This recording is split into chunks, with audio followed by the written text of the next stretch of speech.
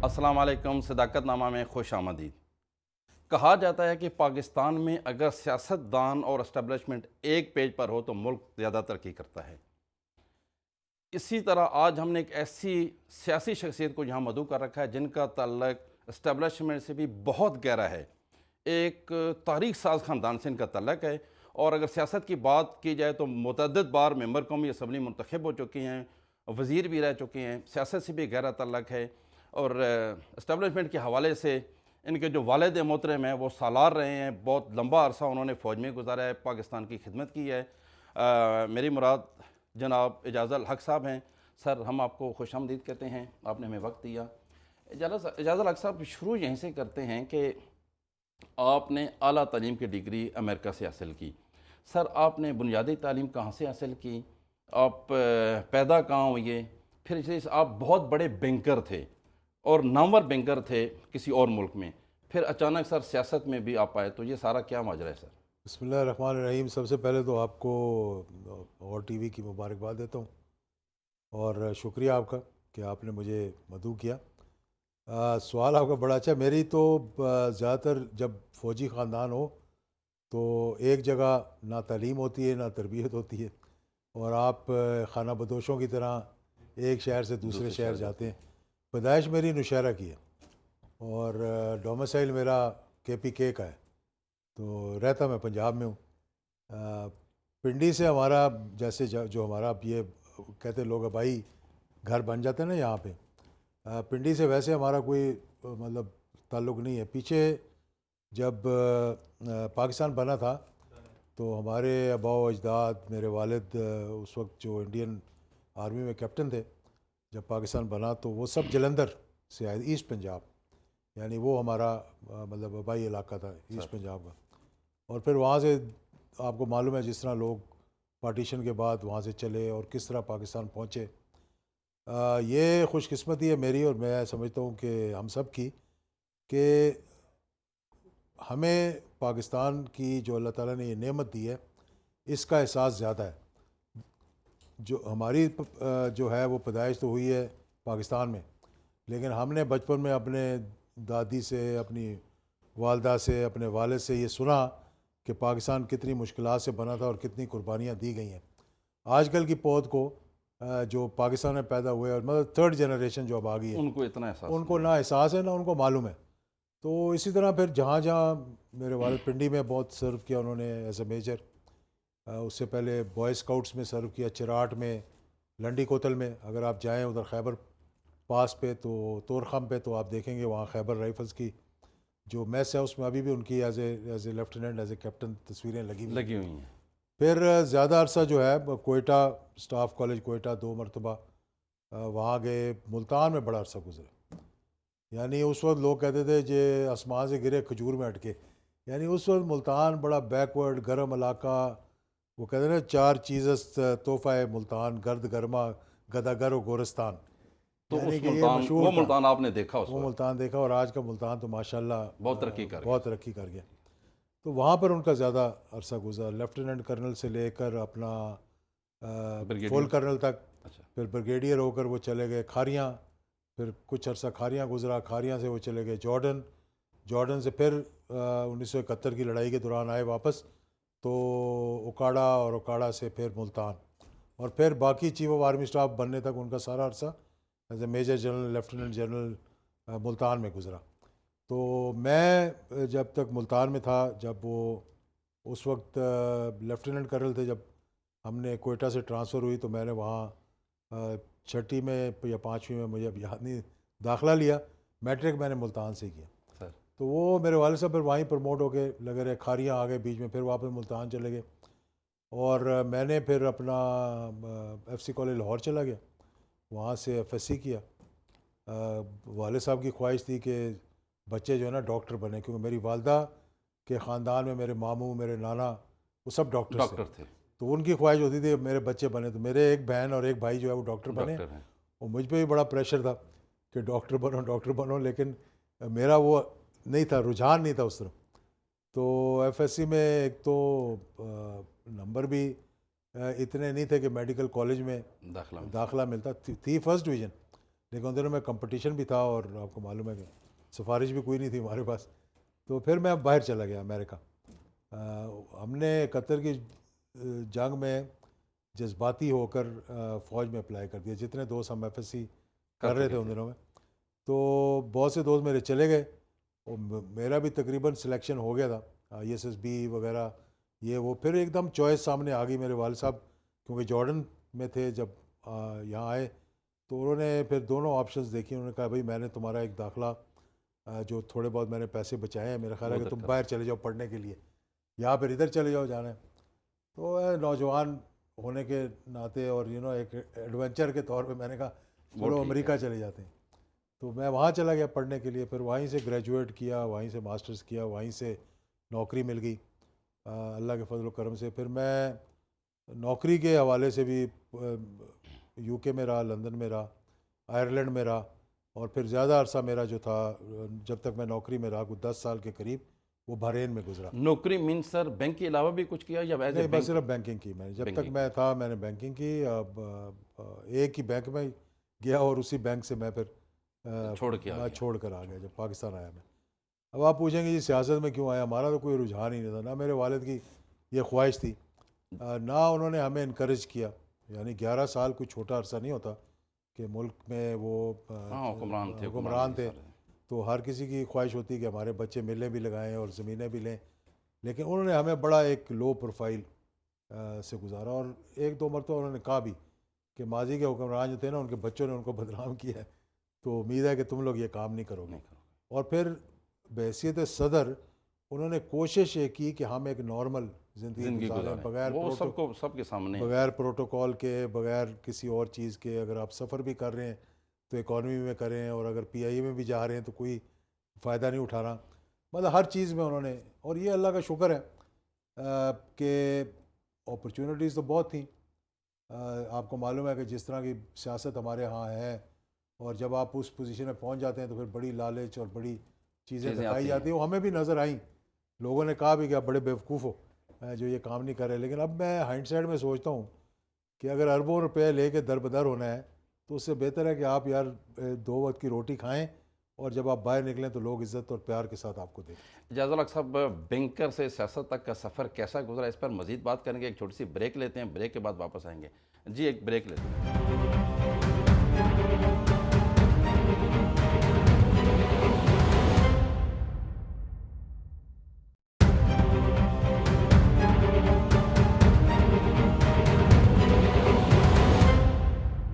Break के बाद खुश आमदीद। इजाज़ुल हक साहब, आप एक बहुत बड़े बाप के बेटे हैं, इसमें कोई शक नहीं कि पूरी दुनिया शहीद जनरल ज़ियाउल हक का नाम लेती है, पूरी दुनिया जानती है। बस ये थे बेटा, अब आपने क्या महसूस किया, चूँकि आप एक बहुत बड़े सियासतदान भी हैं, कौन सा ऐसा काम है शहीद का उनकी ज़िंदगी में जिस पे आज भी आपको फ़ख्र है, और दूसरा कौन सा ऐसा काम है जो उन्होंने किया हो उस वक्त आप समझते हो कि ये अगर न करते तो ज़्यादा बेहतर था? देखिए, ऐसे उन्होंने काम किए हैं कि आज उनको शहीद हुए कुछ 34 साल गुजर गए, और आज भी जब हमें लोग मिलते हैं तो वो उनका अक्स या उनका चेहरा हम में ढूंढने की कोशिश करते हैं। और जो लोगों की मोहब्बत है और जो अकीदत है, मतलब उसकी मिसाल पाकिस्तान में शायद बहुत कम मिलती होगी। क्योंकि हम तो जाते हैं ना, मैं एक सियासतदान होने के नाते हर जगह जाना पड़ता है, कोई ट्रक के होटलों में भी रुकते हैं, अब 5 स्टार होटल में भी जाते हैं, हर किसी से तो हर किसी से मिलते हैं। तो जब लोगों की मोहब्बत देखते हैं, कोई हाथ चूम रहा होता है, कोई प्यार कर रहा होता है, और कभी किसी ने किसी बुरे उससे नहीं मिले या इम्प्रेशन नहीं दिया, पब्लिकली मैं कह रहा हूँ, सियासत में तो एक दूसरे को करते रहते हैं, गाली गलोच आजकल का ये ट्रेंड बन गया ना, तो वो एक अपनी जगह है। जनरल ज़ियाउल हक शहीद के अगर आप कारनामे देखें ना, वो खुद एक बड़ा उनका एक हम्बल बैकग्राउंड था। पहली बात, आजी इनके सारी कूट के भरी हुई थी। बचपन से दीन की तरफ रुझान, बहुत ज़्यादा रुझान उनका उनके वालिद की वजह से था, क्योंकि उनको भी मौलवी अकबर अली कहा करते थे, हालांकि वो मौलवी नहीं थे, लेकिन नमाज की वजह से और उनकी अदात की वजह से, किरदार की वजह से मौलवी कहा जाता। तो सबसे पहले तो उन्होंने जहाँ जहाँ वो गए, उन्होंने इस्लामी इक़्तिदार को फ़रोग़ देने की कोशिश की, इसमें कोई शक नहीं। वैसे थे फ़ौज में एज ए कप्तान, ईद के दिन शलवार कमीज़ पहन कर चले गए। उन दिनों में अंग्रेज़ों की हुकूमत थी, ब्रिटिश आर्मी थी, इंडिया के अंदर, सर और ईद वाले दिन शलवार कमीज़ और वेस्ट कोट पहन के नमाज़ पढ़ने चले गए, और उसी तरह से अपने सिपाहियों को, ट्रुप्स को मिलने हाँ, चले गए, मिलते रहे थे। और उस पर उनका ऑलमोस्ट फ़ौज से निकाल दिया जाना था, लेकिन बस अल्लाह ने बचाना था, उनको बच गए। तो एक यूनिट से उनको दूसरी यूनिट में ट्रांसफ़र कर दिया गया कि ये आदमी जो यहाँ पे एक इक़्तिदार लेकर आ रहा है, कहीं लोग इसके पीछे ना लग जाए और वो रुझान उनका कि दीन की तरफ ना चला जाए। तो इसके साथ साथ जब वो आए फ़ौज के अंदर, जब उनको चीफ ऑफ आर्मी स्टाफ बने, 1976 की बात है ये, उस वक्त फ़ौज के अंदर और मुल्क के अंदर शराब आम थी, यानी हर मैस के अंदर, हर क्लब के अंदर शराब थी। बार्स होती थी और शराबें होती थी। पहला उन्होंने जो कदम उठाया, उन्होंने अपने फ़ौज के अंदर पाबंदी लगा दी, यानी सारी बार्स को ट्राई कर दिया। मुल्क के अंदर उस वक्त तक चल रही थी जब तक कि लोग तहरीक नहीं शुरू हुई PNA की, आपको मालूम होगा। फिर उन्होंने एक फ़ौज को एक स्लोगन दिया, ईमान तकवा जहाद फ़ी सबीलिल्लाह। ये एक बड़ा मजबूत अपनी फ़ौज के लिए, आप खुद उस पर कारबंद भी रहे, और उस पर कारबंद भी रहे, ऐसी है अल्हम्दुलिल्लाह, और बेखौफ, यानी कि एक उनमें कोई डर नहीं था, कोई खौफ याद नहीं लग था। साहब, आप माशाल्लाह बहुत नौजवान थे, आपकी तो वो नौजवानी की उम्र थी जब शहीद जो हैं उस वक्त सलार भी थे और सदर भी थे। कोई ऐसा वाक़या जब आपने उनके साथ कहीं बैरून मुल्क कोई सफ़र किया हो, किसी सरबराह से मिलने, तो आप भी बीच में हो, या कोई ऐसी बात जो आपको दिल को लगी हो? देखिए, कोई एक ऐसा मौका नहीं था, मतलब सैकड़ों ऐसे मौके थे। मैंने उनके साथ बड़ा सफ़र किया, उनके साथ मैंने बहुत से उम्रे अदा किए हैं, बहुत से सरबराहान को मैं दुनिया के मिला हूँ। उनकी जो मतलब किरदार की वजह से या उनकी एक लीडरशिप क्वालिटीज़ की वजह से उनको जो मुकाम मिल गया था उम्मा के अंदर, सर यानी कि सऊदी अरेबिया से लेकर और मतलब मलेशिया से लेकर और सऊदी अरेबिया, जहाँ भी मुसलमान ममालिक थे, वो उनकी तरफ देखते थे as a leader sir basically. और वो ज़्यादा रुझान ये आया कि एक सुपर ताकत के ख़िलाफ़ उन्होंने स्टैंड लिया। सारे मुसलमान ममालिक को सिवाय 2 के उन्होंने एक प्लेटफॉर्म पर इकट्ठा कर दिया। फिर जहाँ भी कहीं देखते थे ना मुस्लिम उम्मा OIC के अंदर, या उस वक्त OIC का एक था किरदार था, जैसे ईरान और इराक़ की लड़ाई ख़त्म करवाने के लिए या दीगर जो उनके इक़्तिदाम थे, किसी को नाराज़गी की वजह से OIC से निकाल दिया, तो इनके एक दफ़ा कहने पर उन्होंने कहा जी आप ले आए इनको वापस। मिस्र हो गया, ईरान हो गया, और दीगर ऐसे इक़दाम हो गए। तो मैं समझता हूँ कि 2 उनके बड़े कारनामे थे। मैं इसलिए नहीं कह रहा कि जब मिले तो बड़ी इज़्ज़त के साथ मिलते थे, सऊदी फरमानरवा हों या UAE के हों, यानी कि वो उनको देखते थे अपने वालिद की निगाह से। और मैंने इतना इमोशनल हो गया कि एक दफ़ा शेख राशिद बीमार हो गए, जो दुबई के रूलर थे, राशिद अल मखतूम। तो ये जा रहे थे उन दिनों में सऊदी अरेबिया मेरे वाले, तो शेख जो आजकल के वहाँ के रूलर हैं, उन्होंने कहा यार उनको कहना यहाँ भी रुकते जाए, मेरे वालिद उनको बड़ा याद करते। वो बिल्कुल मतलब बेड पे थे, मशीनें लगी हुई थी उनको। तो मैंने उन्हें बताया, उन्होंने कहा हाँ मैं वापसी पे रुकता रहूँगा। तो हम गए, मैं भी साथ था, हम उसको मिलने के लिए गए। तो 2 बातें उन्होंने की। एक तो जितने मोहब्बत पाकिस्तान से देखे उनकी क्या थी, तो अरबी में उन्होंने कहा कि मतरफ़ी कराची, यानी कराची में बारिश हुई माशाल्लाह। जब बारिश होती थी ना, तो उस वक्त शिकार पे जाते थे, तो उस वक्त वो परिंदे वगैरह हाँ ज़्यादा आते थे। तो उन्होंने सारों ने बताया ना कि ये जलजौला आए हुए ये वो। फिर उन्होंने अपने सारे बच्चों को खड़ा किया हुआ था, तारफ़ करवाया। शेख मोहम्मद तारुफ तो था उनका पहले से ही।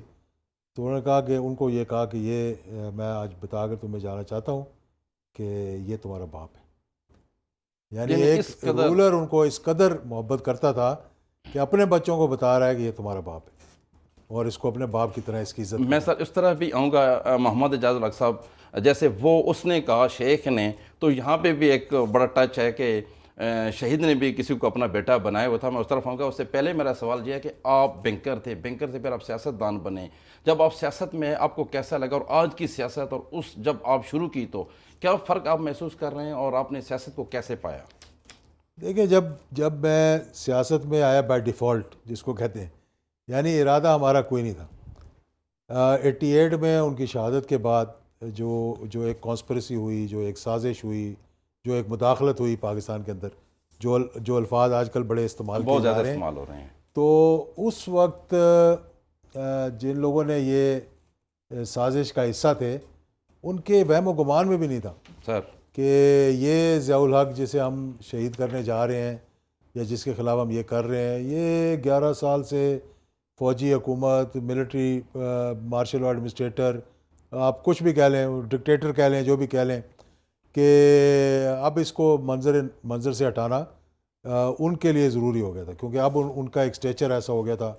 रूस को शिकस्त हो गई थी, बांग्लादेश के साथ, तुर्की के साथ किनान एवरन हो गया, जनरल इरशाद हो गया, सेंट्रल एशिया जिसको उन्होंने आज़ाद करवाया, 6 ममालिक, वो उनको पूछते थे किस्म का, और उनकी तरफ देखते थे।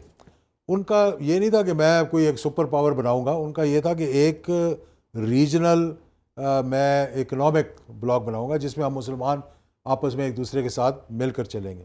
नहीं बर्दाश्त हुआ उनको, और फिर आपको पता है जिनीवा अकॉर्ड हो गया, साजिश। उन्होंने कहा जी इसको बता देंगे, इसने असम्बलियाँ भी तोड़ दी, आइसोलेट हो गया, तो ये लोग कहेंगे चलो जी शुक्र है कि एक डिक्टेटर से जान छूट गई या फ़ौजी हुक्मरान से जान छूट गई। उनको नहीं पता था कि ये अल्लाह के काम होते हैं कि 17 अगस्त और 20 अगस्त के दरमियान अल्लाह ताला मुकल्लिबुल कुलूब है, लोगों के दिलों को कैसे फेर देगा। कोई हमारे लोगों ने जिन्होंने साजिश करवाई या की, मतलब कोई उनको नहीं पता था कि जब जनाजा होगा तो इसका क्या निकलेगा। वो हुआ कि उस वक्त एक फ़ौजी जनरल ज़ियाउल हक से एक सियासी जनरल ज़ियाउल हक ने जन्म लिया उनके जाने के बाद, और वो फिर मर्द मोमन मर्द हक का नारा लगा, और वो फिर चाहे नवाज शरीफ हो, तो चाहे IGI हो, तो जो राइट विंग की जमातें थी, जितनी भी थी जो राइट विंग की जमातें थी, बिल्कुल ऐसा ही है। उन्होंने फिर वही नारा लेकर और अपने सर पे उनका हाथ रख के तो पोस्टर बनवा के 1-2 तकरीबन 2.5 इलेक्शन वैसे ज़्यादा लड़े गए, और सबको मालूम है ये बात। तो उस वक्त 88 में क्योंकि ये कॉन्स्पिरेसी हुई थी और हमने बहुत जल्दी सवालात शुरू कर दिए थे, अगर हम खामोश रहते ना तो वो और बात होनी, सिनेरियो कहीं और तरफ जाती। फिर पूरी मशीनरी इंटेलिजेंस लग गई कि किसी तरह से हमें सियासत में आने से रोका जाए। हमें बुला बुला के पढ़ाया जाता था कि अभी आप रहने दें। पहली मुझे याद है मैंने प्रेस कॉन्फ्रेंस की जनाजे के बाद कि लोगों का शुक्रिया अदा कर दूं पुरानी प्रेसिडेंसी में, उसमें भी रोका तो गया। सारा दिन मेरी वालदा के पास और मेरे पास आ गए ना, तो बड़े बड़े लोग, मैं नाम नहीं लेता, जी हाँ, बैठे रहे यार कि कहीं ये ना हो कि इस प्रेस कॉन्फ्रेंस में एजाजुल हक जो है कोई ऐलान ना कर दें। तो 88 का इलेक्शन भी हमने इसलिए नहीं लड़ा। मेरी वालदा के पास मियाँ नवाज शरीफ साहब, शाह महमूद कुरैशी के वालिद साहब, गवर्नर साहब। इजाज़ुल हक साहब, इस तरफ मैं आऊँगा। बहुत अहम सवाल जो कि अवाम जानती है, लेकिन ये जो आज की यूथ है वो नहीं जानती। मेरा बड़ा अहम सवाल होगा, मैं उस पर वापस आना चाहता हूँ। एक छोटी सी ब्रेक लेते हैं, ब्रेक के बाद इस पर बात करेंगे। जी एक ब्रेक लेते हैं।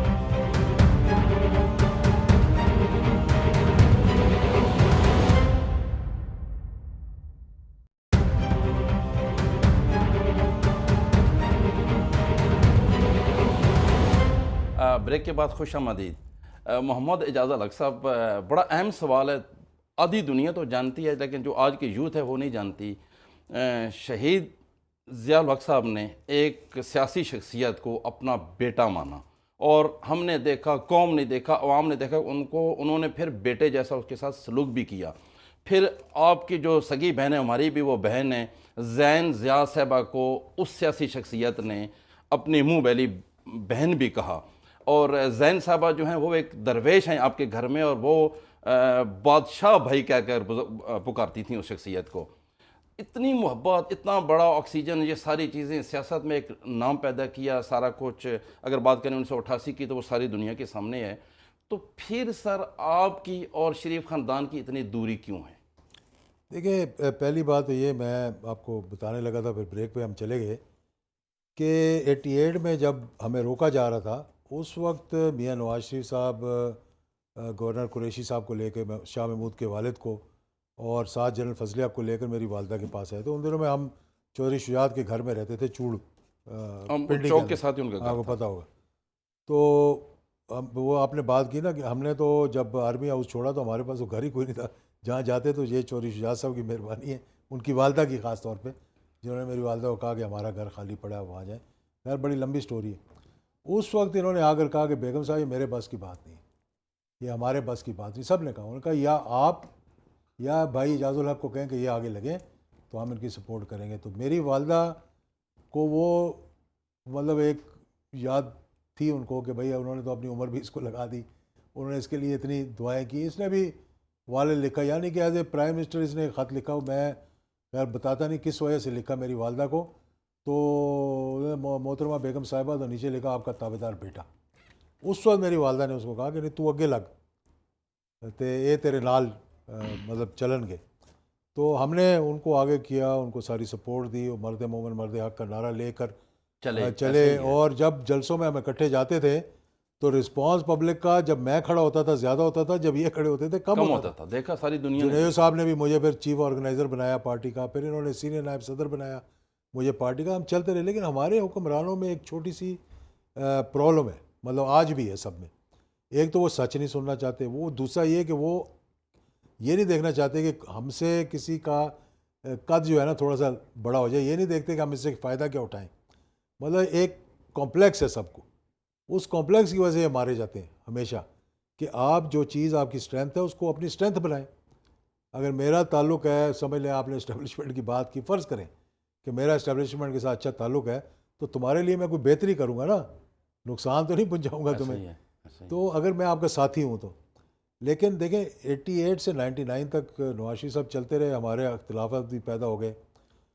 97 में 2 तिहाई अक्सरियत मिल गई। 97 के इलेक्शन से पहले 3 और 90 जब पीपल्स पार्टी की हुकूमत थी। इसके बीच में सर मैं एक बात करना चाहूँगा, आपके जो सगे मामू हैं डॉक्टर बशारत साहब, उन्होंने भी बड़ा रोल प्ले किया उस वक्त।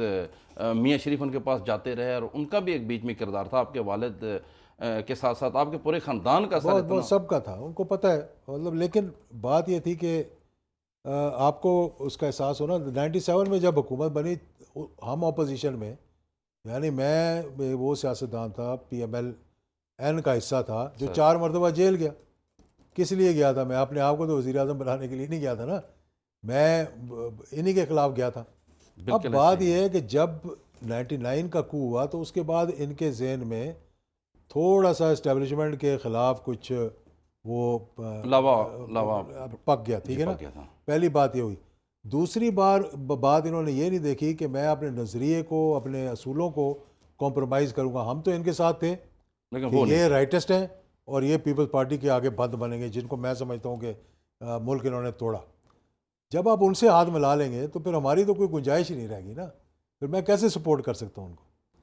तो जब आप ये वजह बनी कि चार्टर आप और पीछे हटे। डेमोक्रेसी करेंगे और उनके साथ बैठ जाएंगे, और वो आपको एक मरतबा नहीं, मैं 10 चीज़ें गिनवा सकता हूँ कि चार्टर और डेमोक्रेसी के बाद उन्होंने इसके कंधे पर रख के बंदूक चलाई और NRO करवा लिया। अब भी ज़रा आप वीडियोज़ रिवाइंड करके दिखा दें अपने नाजरीन को कि इन्होंने क्या बोला उसके जरदारी के ख़िलाफ़, बिलावल ने इनके ख़िलाफ़ क्या बोला, और मोहतरमा के ख़िलाफ़ इन्होंने क्या बोला, और क्या उन्होंने इनके ख़िलाफ़ बोला। और फिर आप जाके सारे असूलों को ख़त्म करके सिर्फ इक़्तिदार की हवस में अगर आप किसी के साथ बैठ जाएं, तो अगर आपके असूल नहीं है तो कुछ भी नहीं है। अगर if you compromise on your principles, I don't think you can do politics. इजाज़त अलग साहब ये बताइएगा कि जैसे आप कह रहे हैं, मैं उस वक्त भी मैं साफ़त में था।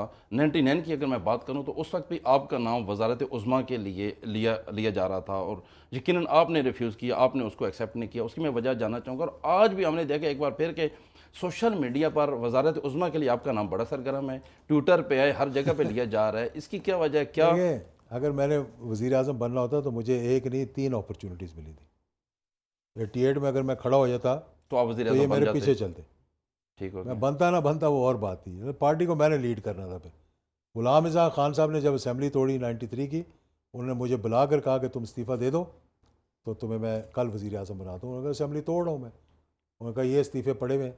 69 नवाज शरीफ के वज़रा ने इस्तीफ़ा दे दिया था। वो इजाज़ुल हक नहीं कह रहा, सुप्रीम कोर्ट की जजमेंट में अगर आप लिस्ट देखें तो उसमें सब के नाम मौजूद है, उसमें। उसमें मौजूद है। मैंने इनकार कर दिया, मैंने कहा मैं इस दराज में इस्तीफ़ा नहीं दूंगा, मैं बाज़ार में दूंगा जाके। फिर इनको पता लग गया, इन्होंने मुझे रोका, मैंने इस्तीफ़ा नहीं दिया। उन्होंने कहा वज़ीर आज़म बनो, मैं कहा मैं नहीं बनूंगा इस तरह। ठीक है ना। उसके बाद जब 99 हुआ, परवेज़ मुशर्रफ से, उसके साथियों से पूछ लें, सबसे पहले मुझे बुला के मीटिंग की और उन्होंने कहा कि आप लीड करें पार्टी को, मतलब I want you to I will facilitate you, you become the president of the PMLQ। लेकिन फिर कुछ लोगों ने साजिश की और वो नहीं हो सका। तो बात वज़ीर आज़म बनने की नहीं है, बात पाकिस्तान की है। अगर पाकिस्तान है तो हम सब हैं। मैं वज़ीर आज़म बनूँ ना बनूँ कोई फ़र्क नहीं पड़ता। मैंने पाकिस्तान को कायम रहना चाहिए। पाकिस्तान को कायम रहना चाहिए। जो पाकिस्तान के ख़िलाफ़ अगर आप साजिश कर रहे हैं, पाकिस्तान को अगर आप 5th जनरेशन वॉरफेयर का हिस्सा बन रहे हैं, अगर आप अदारों को डिस्प्यूटेड करेंगे तो फिर हम आपके ख़िलाफ़ खड़े होंगे। एजाज साहब ये बताइएगा कि हमने देखा है कि जो सियासत में आते हैं उसके बाद उनके बिज़नेस में बड़ा इजाफा हो जाता है, उनकी फैक्ट्रियाँ, मिलें और बहुत सारी चीज़ें हो जाती हैं मुल्क के अंदर, मुल्क के बाहर। आपके वालिद मोहतरम 11 साल सबसे पावरफुल इक़्तिदार में रहे, तो इस वक्त सुना है आपके भी कोई पाकिस्तान में कहीं कोई फ्लोर मिल है या कोई शुगर मिल है या इस तरह की कोई चीज़ें हैं सर? मुझे कहा था मियां नवाज शरीफ साहब ने कि बना लो।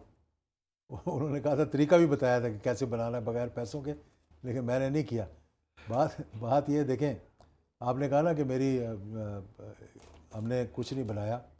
अल्हम्दुलिल्लाह हमने कुछ नहीं बनाया। हमारी सबसे मुखालिफ हुकूमत आई 88 में, उसने सारी दुनिया में कोशिश की। ये मशहूर हुआ था ना कि जनरल ज़ियाउल्लाह के फार्म्स हैं अमेरिका में तो ढूंढ लो। वो मेरे बहन की सास का घर दिखाया, मेरे मामू के घर डॉक्टर बिशारत साहब के घर वहाँ पे वो दिखाए, हमारे और अजीज़ व कारब के घर दिखाए कि ये जनरल ज़ियाउल्लाह की प्रॉपर्टीज़ हैं, पाकिस्तान के अंदर है। लेकिन अल्हम्दुलिल्लाह उनको भी कुछ नहीं मिला और आज भी कुछ हमारा है ही कुछ नहीं। मतलब क्या है हमारे पास?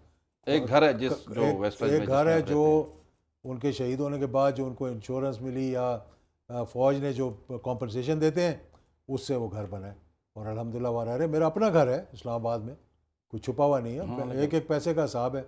बैंकर था, बैंक से इंटरेस्ट फ्री लोन लिया, घर बना दिया। जिस ज़माने में मैंने घर बनाया था 14 लाख रुपए में घर बन जाता था। आज उसकी कीमत जो है वो 30 करोड़ से भी ज़्यादा है। ऐसा ही है। तो ये मतलब अल्लाह का फजल करम है, इंसान की इज़्ज़त होनी चाहिए।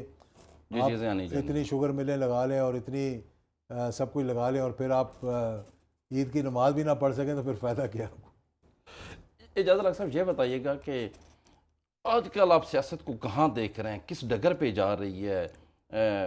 जो सोशल मीडिया भी आप देखते हैं, देखिए ये जो इस वक्त पोलराइजेशन हो गई है, आप इलेक्शन भी करवा लें आप कामयाब नहीं होंगे। ये सिस्टम फेल हो चुका है। आपको सर जोड़कर बैठना पड़ेगा तमाम अदारों को, इस्टेब्लिशमेंट को भी, जुडिशरी को भी और पॉलिटिशियंस को भी, और इसका हल ढूंढना पड़ेगा।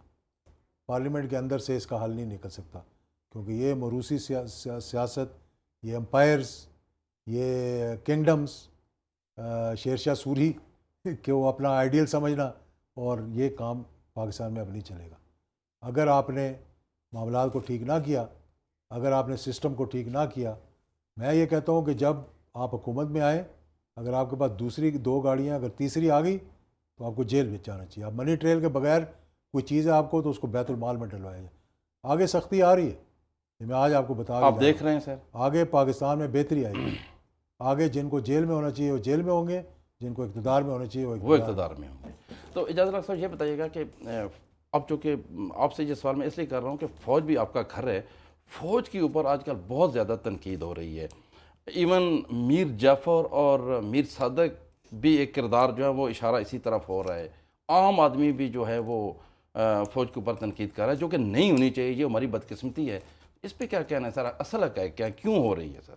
ये हो रही है कि थोड़ा बहुत उन्होंने भी एक्सपोजर लिए, उनको नहीं लेने चाहिए थे, उनको बैकग्राउंड में रहना चाहिए था।